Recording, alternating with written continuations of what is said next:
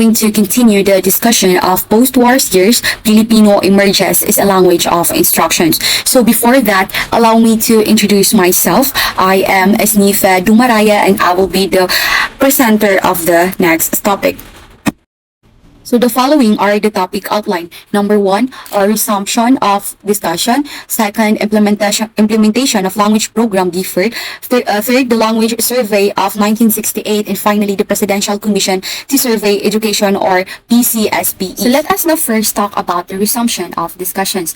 The proposal to adopt Filipino as a medium of instruction in grade 1 to 4 was in effect explained as the second phase of a long-range plan for the development of the national language. The first being that of offering it as a subject in grades 1 to 4, considering the difficulties of change, especially in non-Tagalog regions. The committee also proposed that the vernacular be used as an auxiliary medium of instruction only in grades 1 and 2 since its use could possibly abuse. So before the resumption of the discussion, there are the deliberation, the happenings during the deliberation. A realistic position on the proposed use of Pilipino was presented by the Catholic Educational Association of the Philippines or the CEAP through Waldo Perfecto, the president of this association.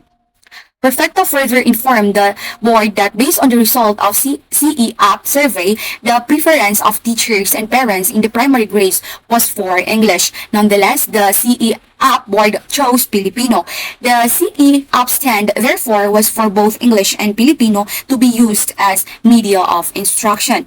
So the members of the Board of National Education were asked whether or not to adopt Filipino as medium of instruction. Senator Eva Estrada, she was for the adoption of Filipino without dropping English, provided that implementation should go hand in hand with the preparation of teachers and materials. Alfredo Catedral, the chairman of the Committee on Curriculum, and Laurel favored Filipino, provided the staggered implementation as recommended by the Curriculum Committee would start with grade 1 in school year 1970 to 1971. To conclude, the stand of the board on language use was that as soon as materials and teachers were prepared, Filipino would be used as medium of instructions in the grades increasingly beginning in 1972 to 1973. Member Salvador P. Lopez modified the statement by suggesting that the Board of National Education should encourage the use of Filipino as medium of instructions in all courses, in all colleges and universities. English must continue to be in use while increasing the use of Filipino so that in the transition, the Filipinos would still become bilingual.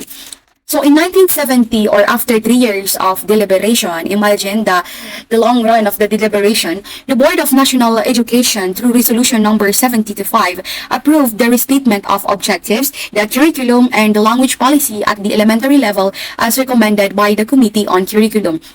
In language, the committee proposed to use Filipino as medium of instruction in the primary grades starting in school year 1972 to 1973 in grade 1 and the next higher grade for each succeeding year until the use of Filipino would have been fully implemented at the primary level for all public and private schools in the county. Now, next in line is the implementation of language program deferred. So there is a delay.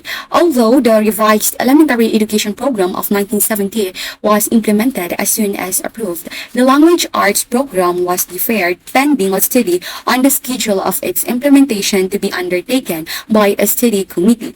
In the meantime, the language set up in the elementary grades as set by the revised education program of 1957 would continue as and Filipino to be taught as subject, English to be used as medium of instruction in grades 3 and 4, with Filipino to be taught as a subject.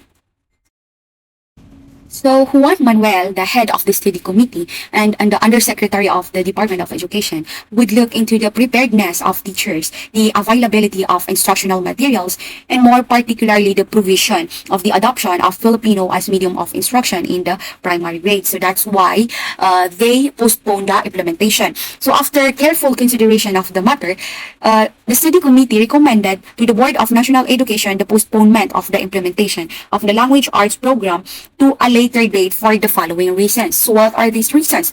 So number one, to allow the Bureau of Public Schools to acquaint the field with the idea of teaching in Filipino. Second, to get the support of the Congress.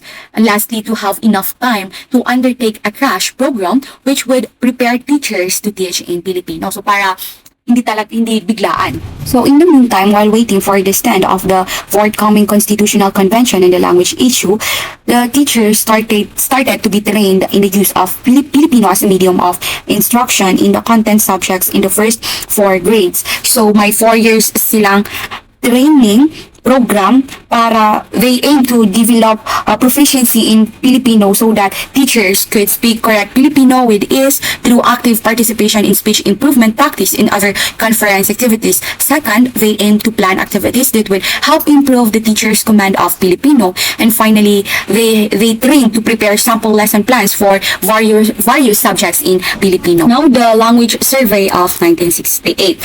An important outcome of the discussing on the questions of language in the hearings and conducted by the Committee on Curriculum of the Board of National Education was the idea of a language survey to consider people's attitudes towards language use. So the respondents in the survey were 2,379 householders and 2,342 teachers from 254 communities all over the country.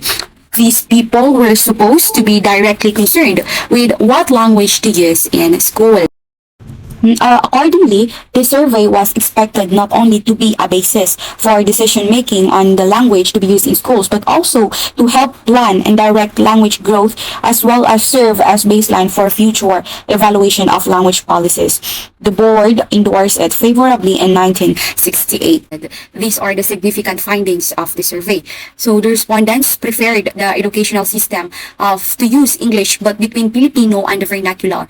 The latter was preferred as language of instructions.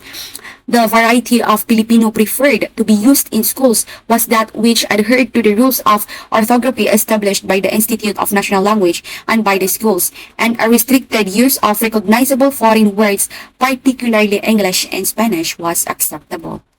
So, in regards to the languages people actually use in their everyday communication, this study revealed that sa oral communication, mas ginagamit yung vernacular kesa sa Filipino or English, whether in the home or outside. Then for writing, English was preferred by teachers and their spouses, while sa mga householders, they preferred vernacular. So in this situation, the researchers contended could be explained by the fact that teachers had attained on the average a higher level of formal education than the householders. For reading, mas preferred yung English, both householders and teachers. So on the basis of these findings, the survey team recommended that in determining the language policy for the country, vigorous steps must be taken to make Filipino at least co-equal with English as a vehicle for achieving personal and professional prestige through the following means. So number 1, make Filipino an alternative to English as the language of licensing or professional examination. B, encourage the use of Filipino as the medium of instruction and institutions of higher learning. In this connection, some scheme of bilingual instruction could be tried out. Letter C, encourage the production of reference works in the arts and sciences in Filipino, for example, an encyclopedia in Filipino. Letter D, encourage the use of Filipino as medium for reporting the findings of original research in the arts and sciences. Lastly, encourage translation of standard works in the world's language into Filipino. Finally, the evidence showed that to be effective, a Filipino must at least be bilingual in Filipino and English. Hence, a program involving language must take the point into consideration. So now, the Presidential Commission to Survey Philippine Education, or PCSPE. So evidently, there was a crying need for an immediate and thorough re-examination of the educational system, because even while the Board of National Education was in the process of deliberating on ways of improving the system, President Ferdinand E. Marcos in 1969 promulgated Executive Order Number 202 as 1969, creating the Presidential Commission to Survey Philippine Education, which would undertake a thorough study and assessment of Philippine education in order to analyze systems, performance, and relevance to national development goals, to ascertain and recommend ways and means for improving its efficiency within the limits of available resources, and to identify critical areas in Philippine education requiring more detailed study. So the Commission recommended the following major language policies subject to the decision of the Constitutional Convention. Number one, that Filipino be the main language of instruction at the elementary level, with provision for the use of vernacular language in the first two grades. So we see that they wanted the Filipino to be the main language of instruction in elementary, pero the use of vernacular languages in grade 1 and 2. Second, that Filipino and English be the language of instruction at the secondary and higher levels. So, in relation to the teaching of Filipino, in Tagalog-speaking areas, Filipino be used as language of instruction from grade 1, for example, sa Manila.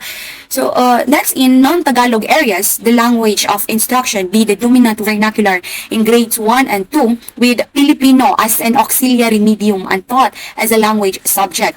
In grades 3 and 4, the transition would be made to Filipino as medium of instruction with the vernacular auxiliary. So, yun, sa mga hindi, for example, yung mga Bicolano is mas gagamitin yung vernacular language nila than Filipino as a support lang. The next, from grade 5 on, Filipino shall be the medium of instruction in all elementary levels schools. Then, intensive teacher education programs, both pre-service and in-service, shall be introduced to train teachers in the use of Filipino and the vernacular language as media of instruction. So, in regard to the use of English, it shall be taught as a double subject, second language beginning in grade 5. Then, the teaching of English shall be intensified in the 6th year of schooling. And then, lastly, materials shall be prepared on the teaching of English in grade 5 and 6 para, of course, para mas lalong maintindihan. So in May 1971, the final report of the Commission was officially referred by the President of the Philippines to the Board of National Education. Then on July 11, 1972, the Board submitted to the President its report titled Action of the Board of National Education on the PCSP draft report, which became the basis for new policies in the Philippine educational system. Then, in 1971, under Executive Order Number 318 as 1971, the President of the Philippines created the Education Projects Implementing Task Force, the EDPITAF, and one of the projects of this was textbook preparation and production. And that's all for my discussion. Thank you for listening.